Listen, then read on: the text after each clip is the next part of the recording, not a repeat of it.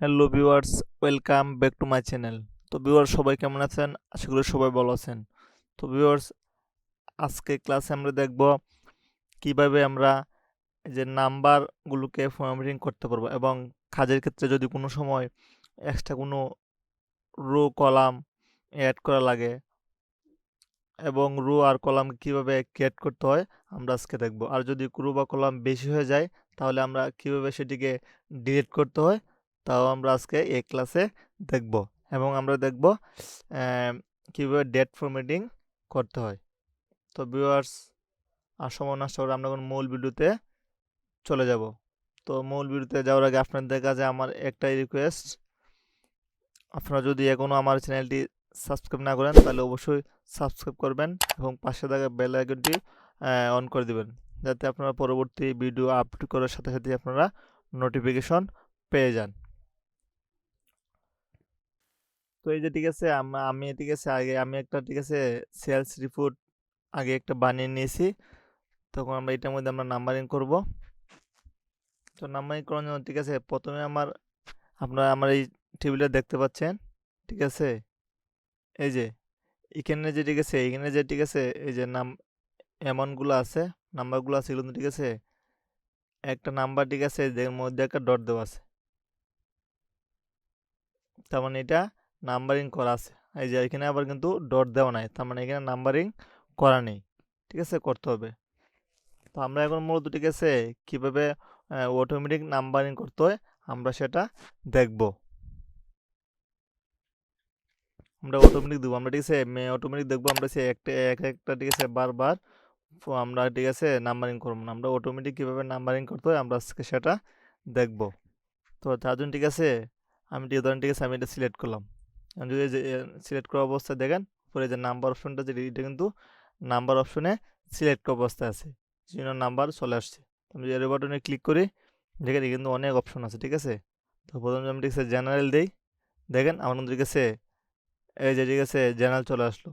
দেখেন এখানে কিন্তু ঠিক আছে এই যে নাম্বার করা আছে, কিন্তু এটাতে নাম্বার ছিল, আমরা এখন এটাকে জেনারেল করে দিয়েছি। দেখেন নাম্বারিং, দেখেন নাম্বারিং দেওয়ার ফলে কী হয়েছিল, একটা ঠিক আছে নির্দিষ্ট অ্যামাউন্টের পরে ডট দিয়ে এখানে ডাবল শূন্য ছিল, কিন্তু এখানে যেহেতু জেনারেল আছে তাই টোটাল অ্যামাউন্টের পরে কিন্তু নাম্বার দেওয়ার পরে কোনো ডটের পরে কিন্তু কোনো শূন্য নেই। তো আমরা যদি এটাকে যদি নাম্বারিং করি দেখেন নাম্বারিং কিন্তু আমার আবার জিরো চলে আসলো। তো এখন যদি আমরা পুরোটাই সিলেক্ট করি, দেখেন পুরোটাই সিলেক্ট করলাম, সিলেক্ট করা অবস্থা যদি ঠিক আছে আমি একে নাম্বারিং করি, নাম্বারিং করলাম, দেখেন বন্ধুরা নাম্বারিং করলাম কিন্তু সুপার কিন্তু নাম্বারিং হয়ে গেলো। কিন্তু এই যে দেখেন কিন্তু ঠিক আছে হ্যাশট্যাগের মতো ঠিক আছে অনেকটি হ্যাশট্যাগ এখানে চলে আসছে। তো এখানে ঠিক আছে এগুলো তিনটা নাম্বার হলো নাম্বারিং ফরম্যাট হলো, কিন্তু বাকি তিনটে কি হলো হ্যাশট্যাগে অনেকগুলো হ্যাশট্যাগ চলে আসলো। এর কারণ হলো ঠিক আছে সিম্পল একটা কারণ, সেটা হচ্ছে ঠিক আছে আমরা যেমনটা লিখছিলাম, ঠিক আছে এই যে বক্সটা আছে এই গড়টা অনুযায়ী কিন্তু আমার অ্যামাউন্টটা বড় হয়ে গেছে, মানে আমার যে এরিয়াটা আছে এই বক্সটা এরিয়াটা এরিয়াটার বাইরে চলে গেছে। তো আমি যদি ঠিক আছে এই বক্সটাকে একটু বড় করে দিই তাহলে কিন্তু আমার টোটাল অ্যামাউন্টটা দেখতে পাবো। সো সেটার জন্য ঠিক আছে আমি যদি ঠিক আছে এই যে কমটা যদি বড় করে দেই, দেখুন বন্ধুরা বড় করার সাথে কিন্তু ঠিক আছে আমরা প্রত্যেকটা অ্যামাউন্ট আমরা দেখতে পাচ্ছি। ঠিক সেমভাবে আমি এটার কলামটাকে আমি একটু বড় করে দেবো, দেখেন চলে আসলো। আমি যদি আমি এটাকে একটু বড় করে দেই দেখেন আমার এটা কিন্তু চলে আসলো।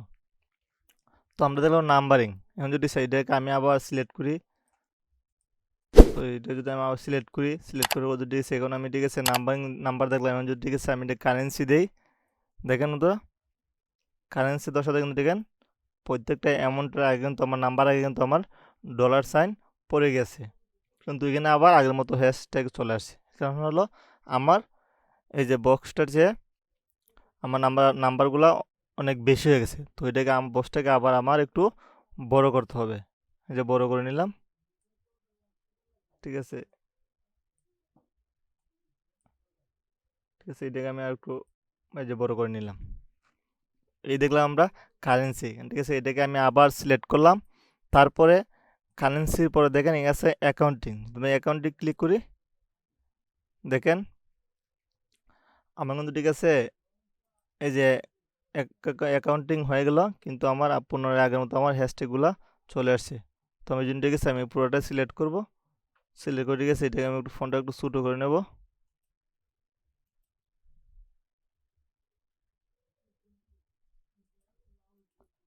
তো দেখেন ঠিক আছে এটা আমি একটু বড় করে নিলাম।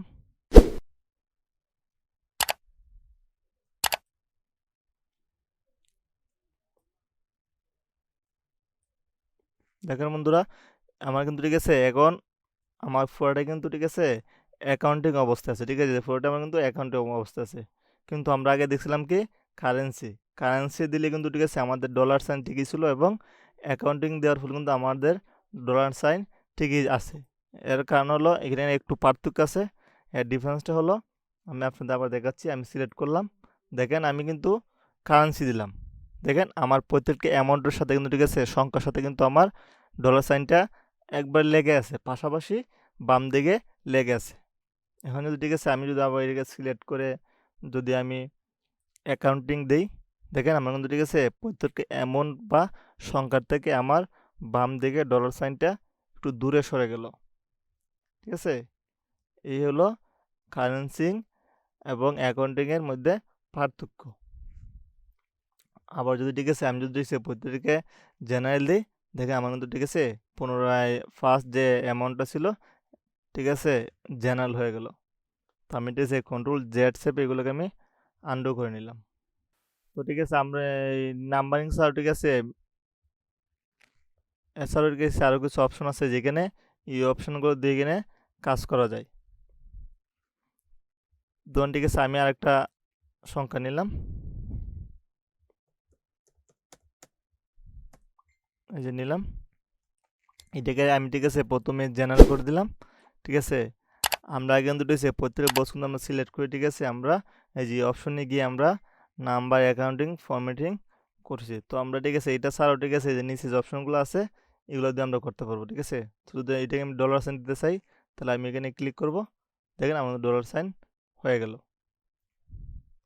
যদি আমি এখানে দিয়ে যে ঠিক আছে আমি পার্সেন্টেজ দিতে চাই, ঠিক আছে আমি পার্সেন্টেজ দেবো, দেখেন পার্সেন্টেজ হয়ে গেল।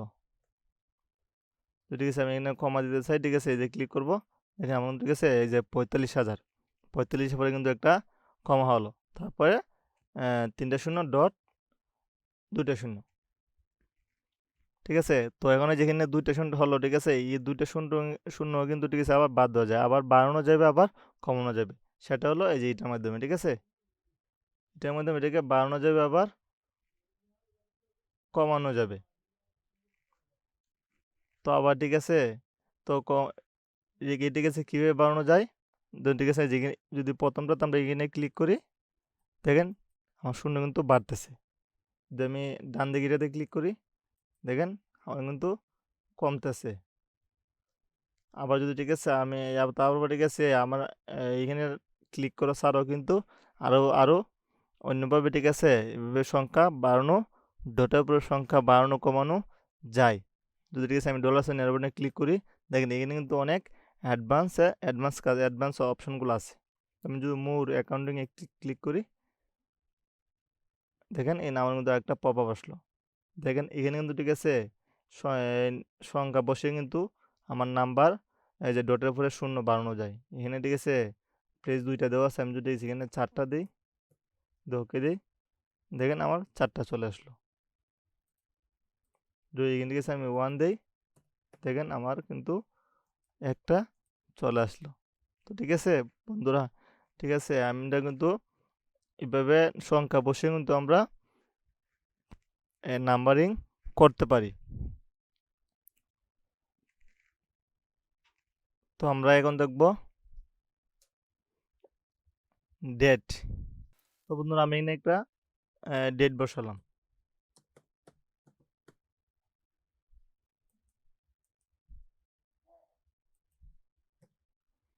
তো ডেট বসালাম, দেখেন আমার ডেটটা কিন্তু আমি ঠিক আছে ডেটটা বসানোর সাথে দেখেন আমার কিন্তু ঠিক আছে 12/3/1985 বসালাম। তখন যদি ঠিক আছে আমি যদি ঠিক আছে এখানে বসালাম 12/3/1985, যদি ঠিক আছে আমার যে উপরে যে আমার ফর্মুলা বারটা আছে বা ফাংশন বক্সটা আছে, দেখেন এটাতে যাই আছে আমার আউটপুটে কিন্তু তাই আছে। তো আমি ঠিক আছে এটা সিলেক্ট করলাম, তারপর তো ডিজাইন আমি একটু চেঞ্জ করে দিই, যেমন ঠিক আছে আমি এখানে আছে আমি ঠিক আছে শর্ট ডেট আছে, কিন্তু আমার ঠিক আছে শর্ট ডেট আছে, ঠিক আছে।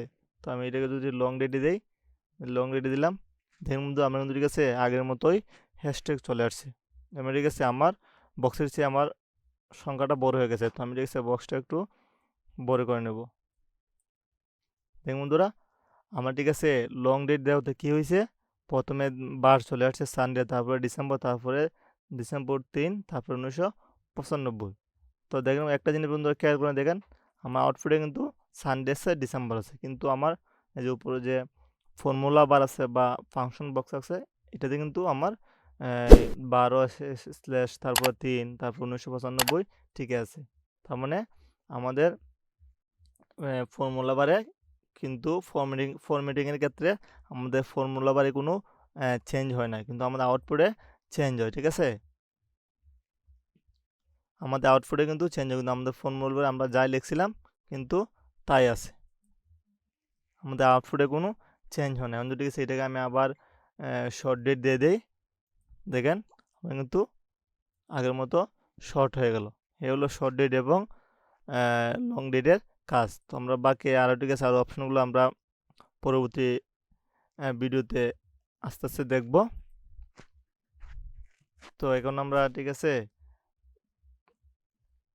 দেখলাম শর্ট ডেট এবং লং ডেটের কাজ।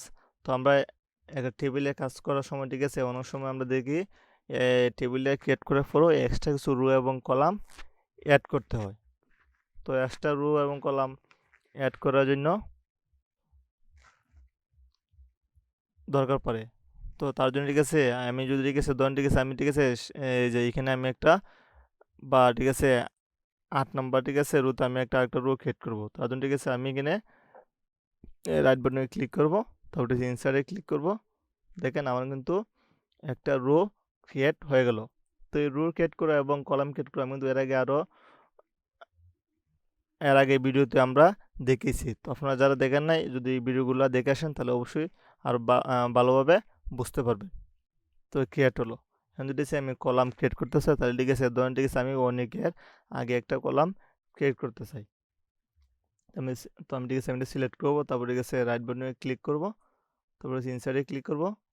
দেখুন বন্ধুরা আমার কিন্তু ঠিক আছে সরি আমি চাচ্ছি যে অনেকের আগে, আমার কিন্তু এটা অনেকের পরে চলে আসলো। তার মানে আমরা এই যে রনির পরে আমাদের একটা কলাম ক্রিয়েট করতে হবে, তাইলে অনেকের আগে চলে আসবে। তো আমি Ctrl Z দিয়ে আন্ডু করে নিলাম, এই যে তারপর ঠিক আছে আমি ঠিক আছে সিলেক্ট করলাম, তারপর রাইট বাটনে ক্লিক করলাম, তারপর ঠিক আছে ইনসার্টে ক্লিক করলাম। দেখেন আমার কিন্তু রনির পরে আমার কিন্তু একটা কলাম ক্রিয়েট হলো।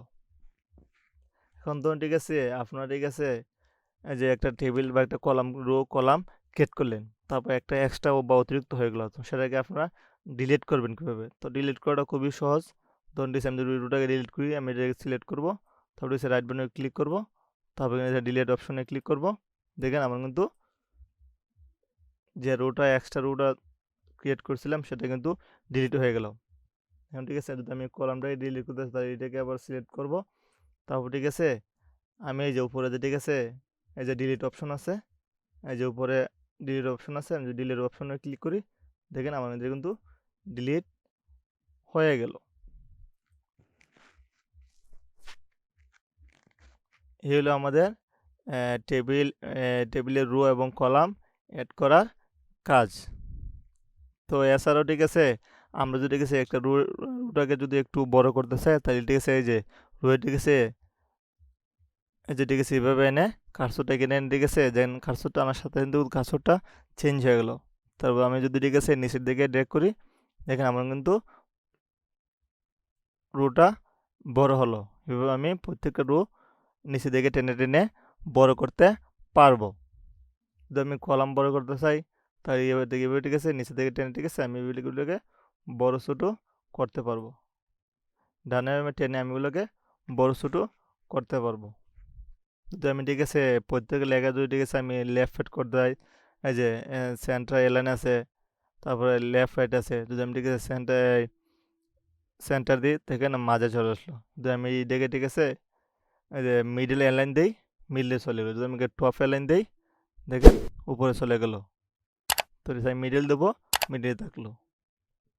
যদি আমি এটাকে ঠিক আছে সেন্টার দিয়ে সেন্টার থাকবে, যদি আমি লেফটে নিতে চাই লেফটে চলে আসলো, রাইটে নিতে চাইলে এই যে রাইট অ্যালাইনে ক্লিক করব, দেখেন চলে আসলো। এই যে মিডলে চলে গেল। তারপরে মিডল অ্যালাইনে ক্লিক করব, দেখেন মিডলে চলে গেল। যদি এটাকে আমরা ভুল করতে চাই তাহলে ঠিক আছে যে বিতে ক্লিক করব, দেখেন আগে নর্মাল, এই যে দেখেন বিতে ক্লিক করার সাথে সাথে কিন্তু এটা বোল্ড হয়ে গেল। তবে কিনা সে ইটালিক হয়ে যাবে। এনে আন্ডারলাইনে ক্লিক করলে আন্ডারলাইন হয়ে যাবে। তারপর আবার ক্লিক করলে এটা পুনরায় আগের মতো হয়ে যাবে। তো বন্ধুরা এই ছিল আজকে নাম্বার ফরম্যাটিংয়ের কাজ। তো আমরা এছাড়াও আরও অনেক ঠিক আছে অনেক কাজ আছে, তো বাইকগুলো ঠিক আছে আমরা পরবর্তী টিউটোরিয়ালে আস্তে আস্তে দেখব। তো বন্ধুরা আজকে পর্যন্তই, ভালো থাকেন সুস্থ থাকেন, ধন্যবাদ সবাইকে।